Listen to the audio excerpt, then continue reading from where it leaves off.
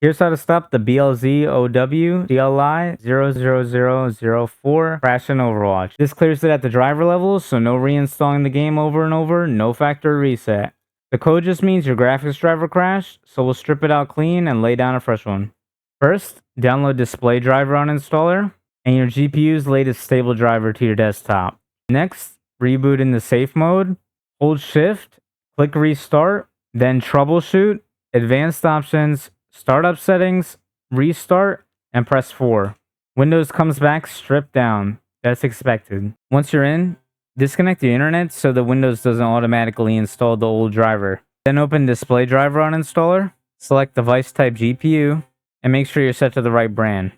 And hit clean and restart. Your screen might drop to low resolution for a moment. That's the old driver leaving, not a new fault. After it reboots, install the driver you saved. One catch: if the crash just started right after a driver update, install your last stable version instead of the newest. The new driver is the culprit. Once you do that, Overwatch holds through a full match. No BLZOWCLI000004 error.